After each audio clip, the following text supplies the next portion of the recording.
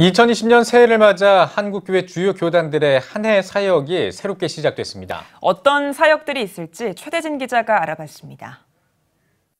2020년 새해를 맞은 한국교회 주요 교단들은 어떤 계획을 세웠을까?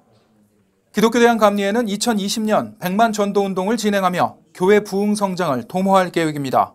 이를 위해 지방연회들과 협력해 지방전도대를 조직, 확대할 예정입니다. 또 개척교회 부흥을 위해 재개척 학교를 실시하고 하반기 세계신학대학원의 개척 학교를 개설합니다. 또 감리교회 세계 선교 전략과 정책 수립을 위한 선교 시스템을 정비, 세계 한인 디아스포라 교회들의 활성에 집중할 계획입니다. 오는 10월에는 제34회 총회를 통해 감독회장과 감독 등 새로운 리더십을 선출할 계획입니다. 대한예수교 장로회 통합총회는 올해 말씀으로 새로워지는 교회를 주제로 목회 역량을 높이고 교단을 혁신시키는 데 초점을 맞출 계획입니다.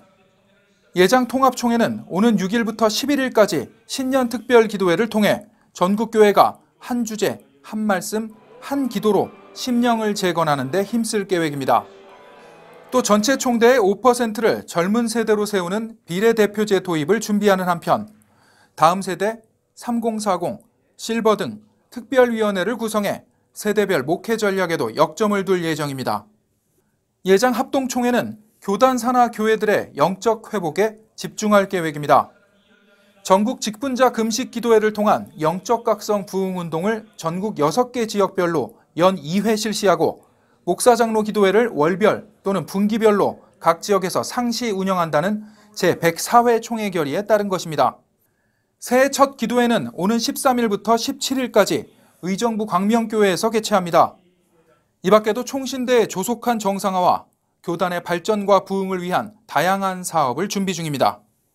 기독교 대한성결교회는 제114년차 총회 일정을 5월 26일부터 28일까지 신길교회에서 개최하기로 최근 확정했습니다. 총회본부 재건축 여부 결정, 총무선거 등에 대한 결과에 이목이 집중되고 있습니다. 또한 올해는 3년 만에 교단 총무를 다시 선출합니다. 이 밖에도 총회 중점 사업인 탈북민 교회 설립과 작은 교회를 살리기 위한 노력에도 앞장설 것으로 보입니다. 여의도 총회와 서대문 총회의 통합을 이룬 기독교 대한 하나님의 성회는 2020년 교단의 내실을 다지는 다양한 사업을 펼쳐나갈 계획입니다.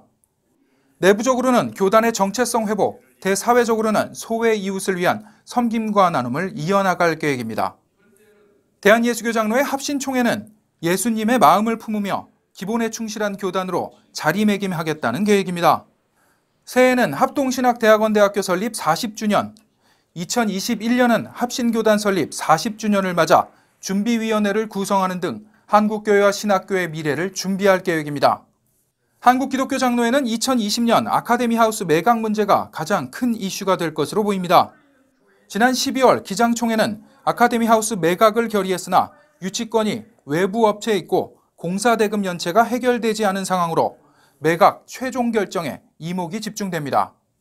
새해를 맞아 한국교회 주요 교단들은 교단 발전과 부흥 그리고 한국교회의 회복에 집중할 계획입니다. CTS 뉴스 최대진입니다.